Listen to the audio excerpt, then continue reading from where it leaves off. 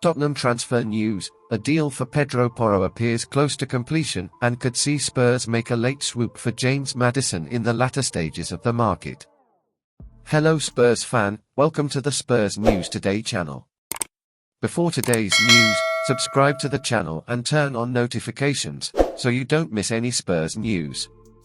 Tottenham Hotspur and Newcastle United transfer target James Maddison could still leave Leicester before the end of the January transfer window. The Foxes have rejected every proposal for Maddison thus far, with the club making their stance very clear that only a huge offer would tempt them into selling in the coming days. The attacking midfielder's form for Leicester in the first part of the season saw him called up to England's World Cup squad, but an injury prevented him from featuring prominently.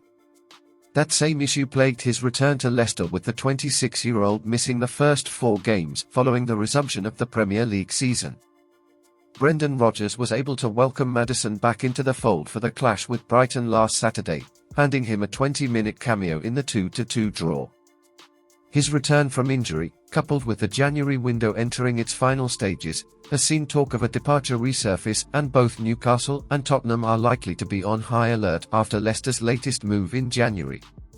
The Magpies have been the most interested club in acquiring Maddison, but their move to sign Everton star Anthony Gordon in a deal worth £45 million could impact any further deals. The takeover completed at St James Park has seen significant funds available to the club, and therefore Eddie Howe could certainly sign both players this window in order to strengthen their push for a top 4 spot.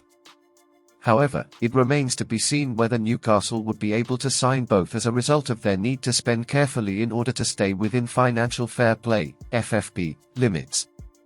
With the deal for Pedro Porro potentially being completed this weekend, Tottenham could turn their attention to a deal for Maddison and may have a straight run at the English midfielder given Newcastle's decision to agree a deal with Everton for Gordon.